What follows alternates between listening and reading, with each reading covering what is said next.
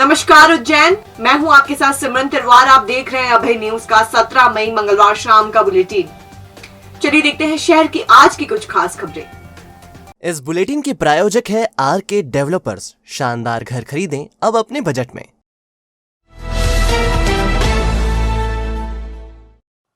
महिदपुर के कांग्रेस नेता सरदार मल चोपड़ा के बेटे संदीप चोपड़ा ने आमड़ी खेड़ा के एक किसान के अनपढ़ होने का फायदा उठाते हुए उसकी बेशकीमती जमीन हड़प ली। जमीन की वास्तविक कीमत के बजाय औने पौने दाम चुकाकर अंगूठा लगाकर रजिस्ट्री करवा ली।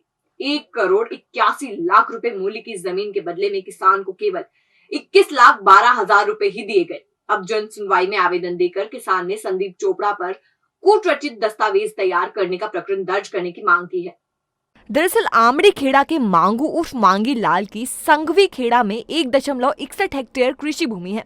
इस भूमि में से 1.25 हेक्टेयर भूमि की रजिस्ट्री संदीप चोपड़ा ने अपने नाम करा ली। इस इलाके में 1 बीघा जमीन की कीमत 26,21,000 रुपए है और इस हिसाब से 1.25 हेक्टेयर जमीन का मूल्य 1,81,00,000 रुपए बनता है। लेकिन 15 मार्च 2021 को छल पूर्वक 5 लाख रुपए अदा करते हुए संदीप ने विक्रय पत्र संपादित करवा दिए।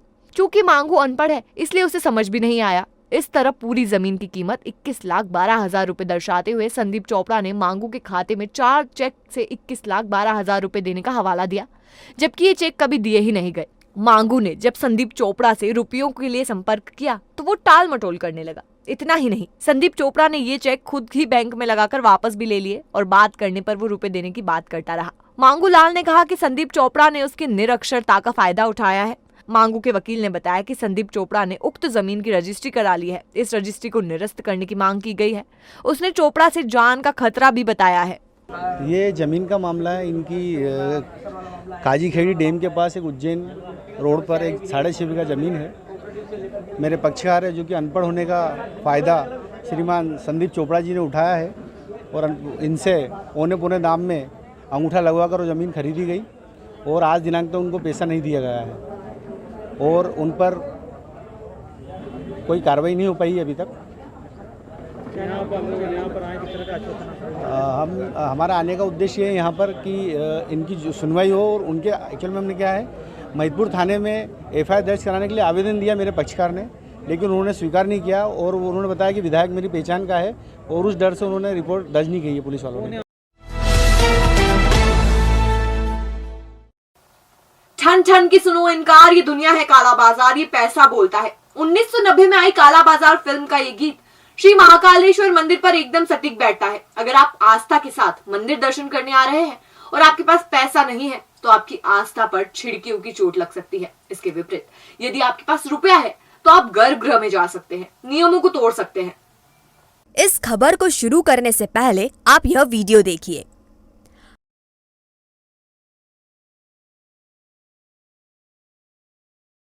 आपने 48 सेकंड का यह वीडियो देखा। वीडियो के 13 सेकंड के बाद कुछ महिलाएं सलवार सूट पर साड़ी पहनती दिखाई दे रही हैं। दरअसल गर्भगृह में साड़ी पहनने की बाध्यता के चलते इन महिलाओं को सूट के ऊपर ही साड़ी पहनाकर दर्शन के लिए ले जाया गया।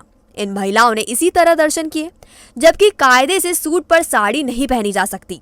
अब यह वीडियो वायरल होने के बाद कलेक्टर आशीष सिंह ने संज्ञान लेने का हवाला दिया है। यहाँ हम आपको बता दें कि गर्भगृह में महिलाओं के लिए साड़ी पहनना आवश्यक है, लेकिन वायरल वीडियो में पुजारी अपनी यजमान महिलाओं को सूट के ऊपर साड़ी पहनाकर दर्शन के लिए तैयार कर रहे हैं।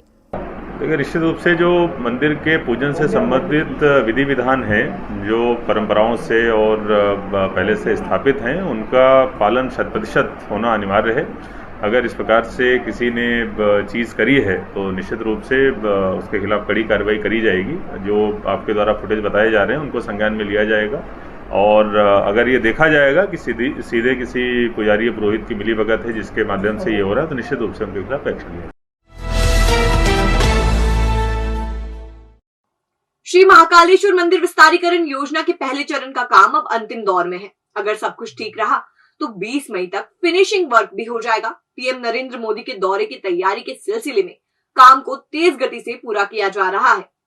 स्मार्ट सिटी प्रशासन ने पहले चरण की योजना में महाकाल कॉरिडोर, 400 वाहनों की क्षमता वाली पार्किंग और फैसिलिटी सेंटर बनाना तय किया था। यह सब काम पूरे हो चुके हैं, बस फाइनल फिनिशिंग चल रही है।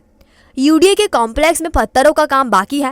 मंगलवार को कलेक्टर आशीष सिंह ने बताया कि पहले चरण में 320 करोड़ के काम होने थे, वह पूरे हो गए हैं। सीएम के मंशानुसार 20 मई तक फाइनल फिनिशिंग का काम पूरा हो जाएगा। देखिए, जो महाकाल विस्तारीकरण का प्रोजेक्ट है, जिसका प्रथम चरण जो लगभग 320 करोड़ का है, जिसमें मुख्य 3 काम हैं। एक पार्किंग है 400 गाड़ियों की, पूरा का पूरा कॉरिडोर है और एक विजिटर फैसिलिटी सेंटर है। इन तीनों कामों पे काम बहुत तेज़ी से चल रहा है। फिनिशिंग का काम ही बचा हुआ है, बाकी सिविल वर्क मेजर हो गया है। खास तौर पर जो यूडीए की बिल्डिंग है, उसमें पत्थर की क्लैडिंग का काम थोड़ा बचा है, लेकिन वो भी आज या कल तक उसके कंप्लीट होने की संभावना है। 20 तारीख तक की डेडलाइन माननीय मुख्यमंत्री जी ने दी थी। हम लोग तब तक पूरे काम को पूरा कर लेंगे। जो कुछ रेक्टिफिकेशन का काम है, करेक्शन का काम है, केवल वही बचेगा, बाकी मेजर काम पूरा कंप्लीट होगा। बड़नगर का एक दलित परिवार 21 साल से पट्टे पर मिली खेती की जमीन पर कब्जे के लिए भटक रहा है। अफसरों से शिकायत करने के बाद भी कोई कार्रवाई नहीं हो रही है। अब दलित परिवार ने कलेक्टर के सामने जन सुनवाई में गुहार लगाई है। दरअसल बड़नगर तहसील के मालपुरा में रहने वाली तुलसाबाई पति लक्ष्मण जी को 2001 को 8 बीघा 5 बिस्वा जमीन पट्टे के तौर पर दी गई थी। जमीन की नब्ती भी कर ली गई थी, लेकिन जमीन पर बालाराम चौधरी और कालू सिंह ने मकान बना लिया है। बालाराम चौधरी का मकान एकदम बीचों बीच बना होने से जमीन पर तुलसाबाई का परिवार खेती नहीं कर पा रहा। इस सिलसिले में तुलसाबाई ने तहसील कार्यालय, एसडीएम कार्यालय, कलेक्टर कार्यालय में आवेदन दिया। तहसील से लगाकर सब दूर से अतिक्रमण हटाने का आदेश हो गया, बावजूद इसके अतिक्रमण नहीं हटाया जा रहा है। तुलसाबाई के पुत्र मुन्ना लाल ने बताया कि जमीन नहीं होने से वह परेशान हो रहे हैं। उनका गुजर बसर करना मुश्किल हो रहा है। ऐसे में उनके परिवार को मजदूरी करके गुजर बसर करना पड़ रहा है। ये जमीन वाला मामला है सर। मेरी माँ को 2001 में पट्टा मिला था, जिसके बाद में मैं खेती कर नहीं पाया। अभी तक इधर उधर कर रहा है मेरी जमीन, और तहसीलदार साहब को बोला तो उसने भी कुछ नहीं करा। बनने का गए तो बनने का एडीएम साहब से केस लड़ के आया वापस, जिसके बाद भी कुछ भी नहीं कर रहे हो। पैसे वाले लोग हैं वो सब। तहसीलदार गिरदार में जेल में रहते ऐसे बोलते वो जो मकान बनाए वो लोग। मेरी खेती में 2 मकान बने हुए, एक तो बालाराम चौधरी और एक कालू सिंह। रिपोर्ट भी डाली थी, हरिजन थाने में भी डाली थी, वो भी कुछ नहीं सुनी। बोले तहसीलदार करेगा, गिरदार साहब करेगा, जिसके बाद में वो कब्जा उन्होंने रोकने कर रहा था, मकान बना रखा। मकान बनाते वक्त उनको इनकार बोला आपने, तो बोले तेरा क्या आएगा, ये तो हमारी जमीन है, वो खेती नहीं करने देंगे।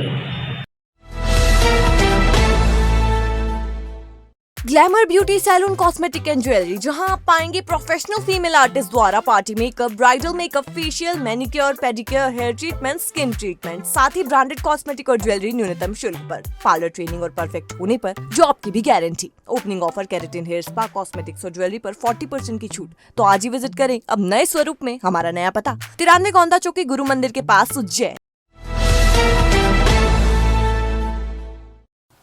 सूरजनगर में निजी जमीन के सीमांकन के लिए पहुंची टीम की दिन भर की भागदौड़ ने बेगमपुरा, सूरजनगर और पार्श्वनाथ परिसर के लोगों में मंगलवार को खलबली मचा दी।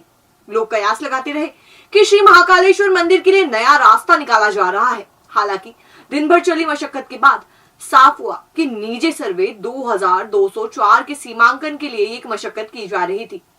दरअसल सूरजनगर और उसके पास की जमीन के टाइटल बहुत उलझे हुए हैं। यहाँ सरकारी जमीन भी है और निजी भी, रियासत काल की जमीन भी है।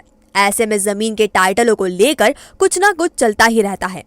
ऐसे ही घटनाक्रम में नायब तहसीलदार आलोक चोरे के नेतृत्व में राजस्व निरीक्षक और पटवारियों की टीम सीमांकन करने पहुंची थी। दरअसल सूरजनगर में 2204 निजी सर्वे की जमीन है। इसके पास ही 2205 नंबर सर्वे की जमीन सूरजकुंड की होकर सरकार की है। 2204 नंबर की जमीन किसी मुस्लिम के पास थी और उन्होंने राजीव जैन के पक्ष में मुख्तियारनामा कर दिया था। 0.973 हेक्टेयर यानी करीब 5 बीघा जमीन को देवेंद्र गुप्ता और प्रमोद खाबिया ने 10 साल पहले ग्वालियर के किसी बाशिंदे के माध्यम से खरीदा था। तब सस्ती दर पर मिल रही जमीन का मुआयना किए बगैर सौदा कर लिया गया था, लेकिन वास्तव में यह जमीन बहुत कम है। ऐसे में सीमांकन का आवेदन दिया गया था। इसकी सीमांकन करने टीम पहुंची थी। क्षेत्र में काफी मकान बन जाने से प्रशासनिक टीम को जमीन की तलाश करने में काफी मशक्कत करनी पड़ी। हालांकि मौके पर कम ही जमीन निकली। ऐसे में दूसरी की जमीन को नपवाने की कोशिश भी की गई। हालांकि प्रशासनिक दल ने ऐसा करने से मना कर दिया। ये एक कस्बा उज्जैन का 2204 निजी सर्वे नंबर है, जिसके बटांकन सर्वे खसरे में तो हो चुके हैं, पर चूँकि तरमीम में कुछ तरमीम नक्शे पर नहीं हो पाई थी, अतः 2204 हम पूरा सर्वे नंबर नाप रहे हैं। पूर्व में भी 2204 के बटे मौके पे बताए थे, पर इस बार जो भी आवेदक हैं उनके द्वारा 2204 पूरा सर्वे नंबर नापने का कहा गया है। तो कलेक्टर साहब के निर्देश पर एसडीएम महोदय ने एक दल गठित किया है, जिसमें तीनों वरिष्ठ आरआई हैं, पटवारी हैं और आवेदक अनावेदक दोनों को मौके पर से हम सीमाओं से अवगत करा रहे हैं कि भाई यहाँ पर है ये, और इसमें 2204 हम पूरा सर्वे नंबर ले रहे हैं।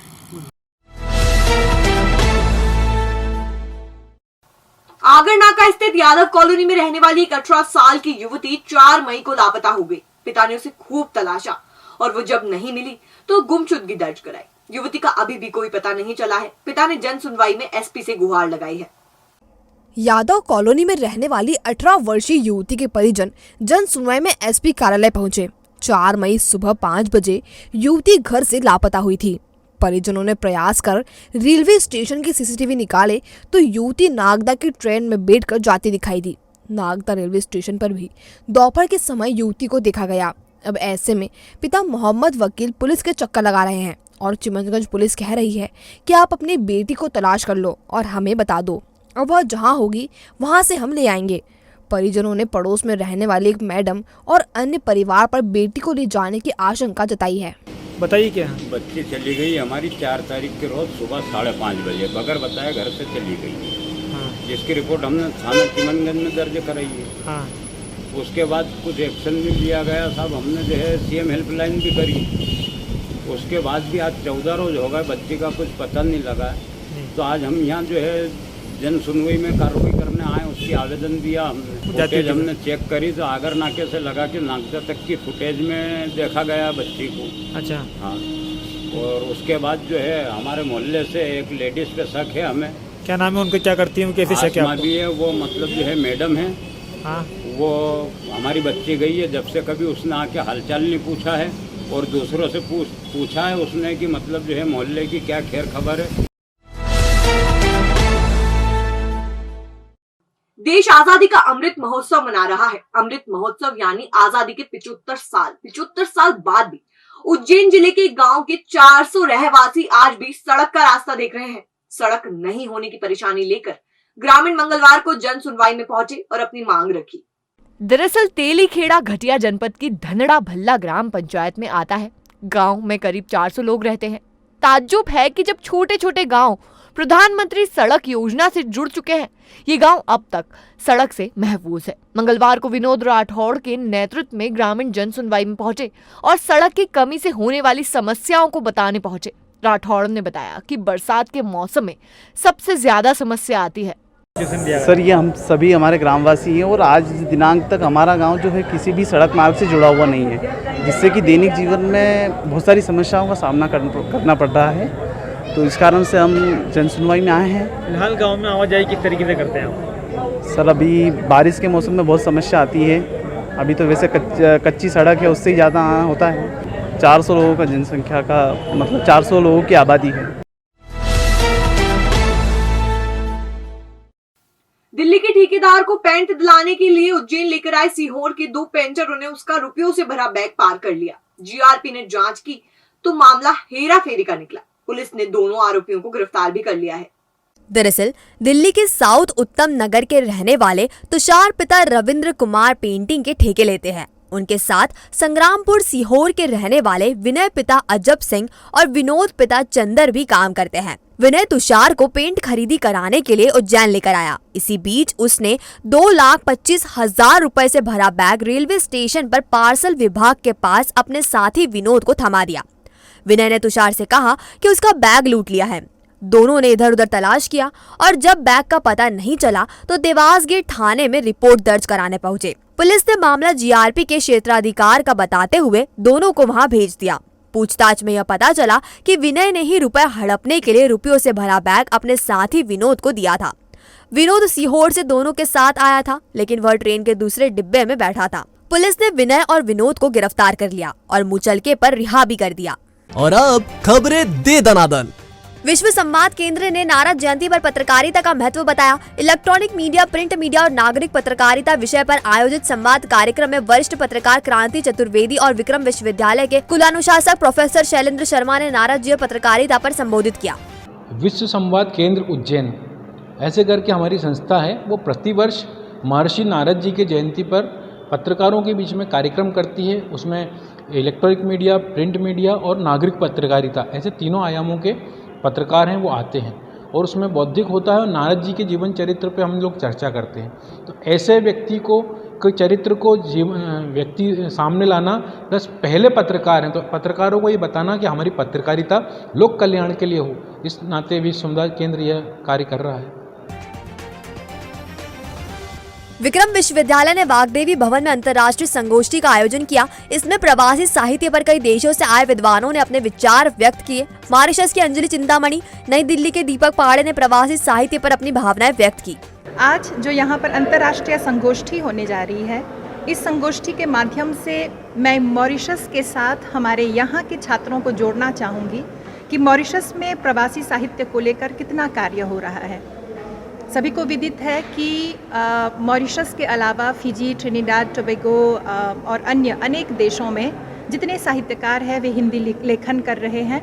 और विशेष रूप से जिस संस्थान की मैं अध्यक्षा हूँ, महात्मा गांधी संस्थान के हिंदी विभाग की अध्यक्षा, वहाँ पर न केवल शिक्षण को लेकर विश्वविद्यालयीय स्तर तक हिंदी की पढ़ाई होती है, लेकिन वहाँ पर हमारे छात्र वे काफ़ी लेखन कार्य कर रहे हैं। मॉरिशस, नॉर्वे और अन्य देशों के विद्वान, हिंदी विद्वान जुड़े हुए हैं और यह मेरा सौभाग्य है कि आपके विश्वविद्यालय के हिंदी विभाग के प्रोफेसर शैलेंद्र शर्मा जी ने हम लोगों को यहाँ पर विद्यार्थियों के साथ रूबरू होने का अवसर दिया। तो हम लोग कुछ यहाँ के विद्यार्थियों को, यहाँ के शोधार्थियों को प्रवासी साहित्य के बारे में कुछ ना कुछ जो जानकारी उनकी जो हमसे अपेक्षाएं हैं वह हम उनके साथ शेयर करना चाहेंगे। किसान कल्याण योजना के तहत हितग्राहियों को राशि वितरण के साथ साथ स्वामित्व योजना के 3,70,000 आबादी अधिकार अभिलेखों का वितरण बुधवार को किया जाएगा। कलेक्टर आशीष सिंह ने उप कोषालय अधिकारियों और भारतीय स्टेट बैंक के मैनेजर्स को IFMIS वेब पोर्टल पर ओवर द काउंटर चालान के माध्यम से राशि जमा करने का निर्देश दिया है।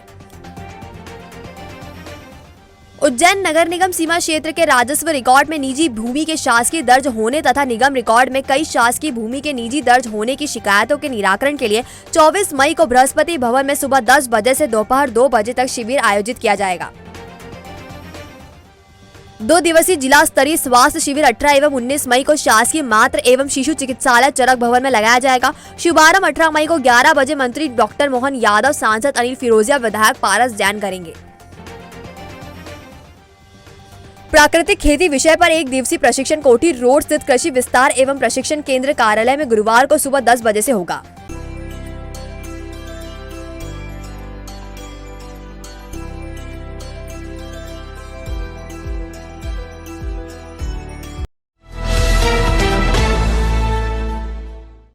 तो ये थी उज्जैन शहर की कुछ ताजा खबरें। अगर खबरों को लेकर आपके पास कोई फीडबैक है या कोई जानकारी है तो आप हमें दे सकते हैं। कल फिर मिलेंगे इसी समय। नमस्कार।